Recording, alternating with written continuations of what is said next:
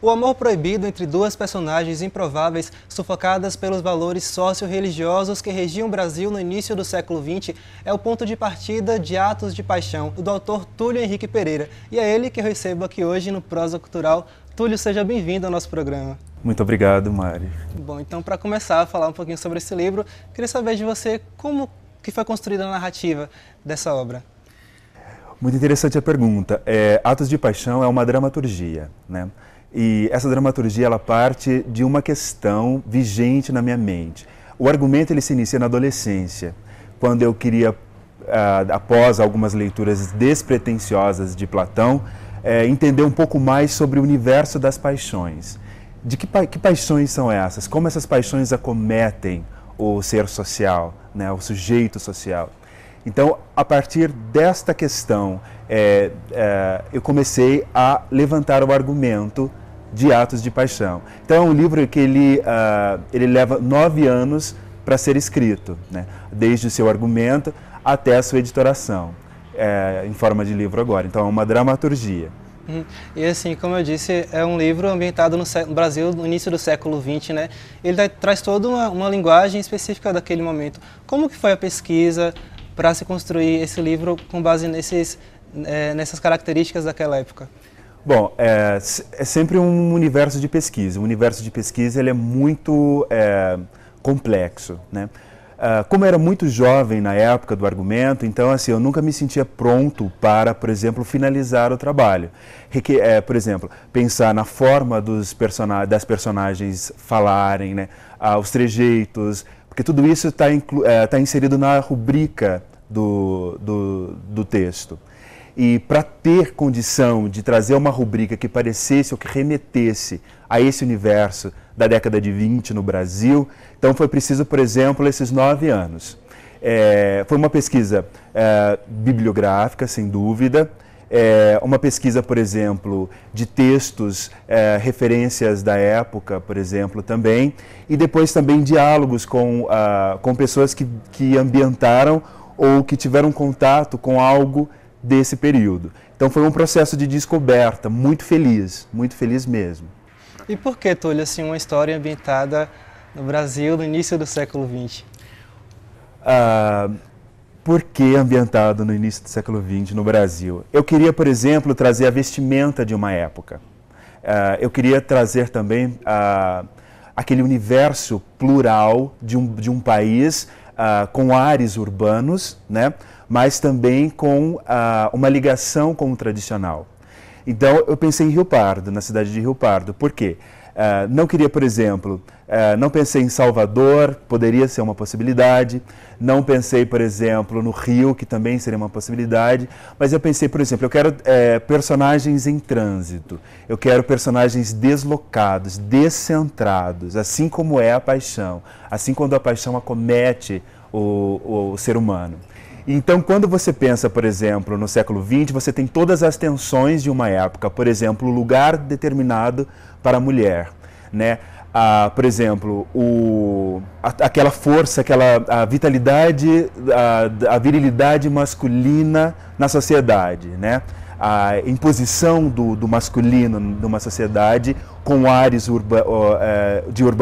de urbanização, ainda com tradição. A religiosidade, a força da religiosidade, né? Contendo, por exemplo, a moral, né? A moral toda determinada a partir dos valores religiosos.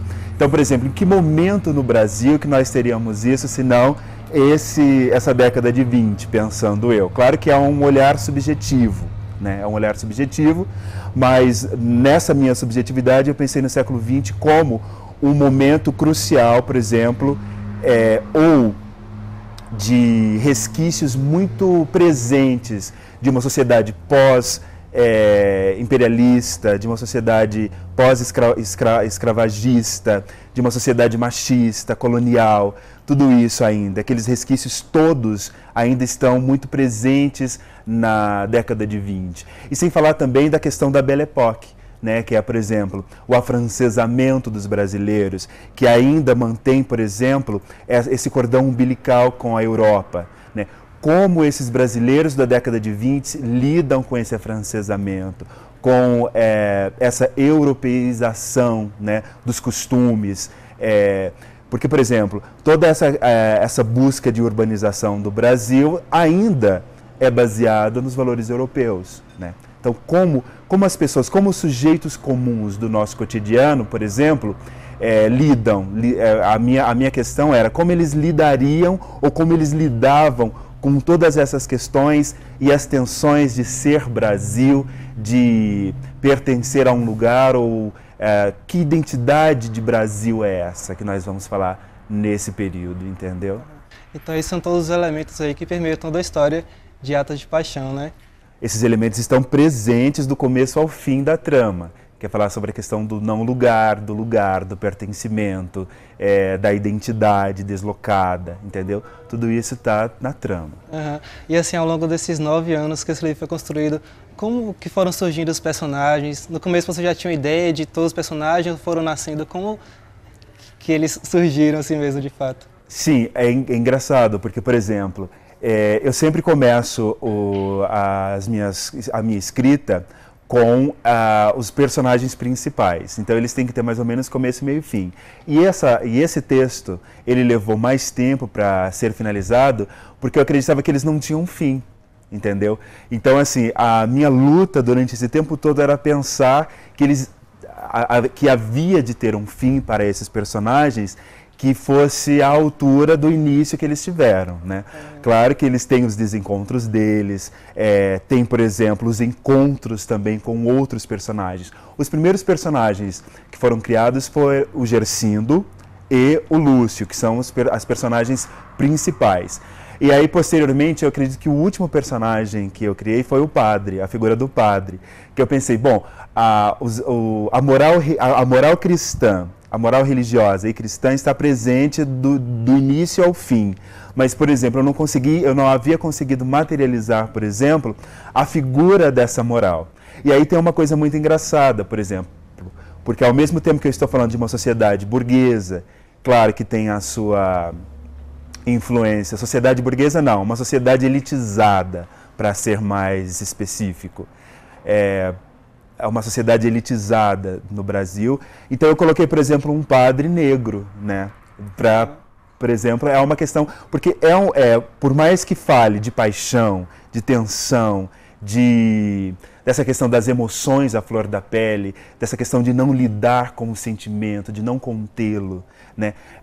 Mas é um texto que fala que é cômico, é um humor dramático e irônico.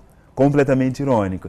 Então, a figura de um padre representando a força e a pujança da religião católica cristã e ele sendo negro, eu acho que é uma maneira também de fazer uma ironia, né, desses valores europeus que são implantados no nosso país, que foram implantados no nosso país. Bacana. Túlio, eu vou chamar agora nosso primeiro intervalo, a gente vai falar ainda mais sobre essa obra maravilhosa.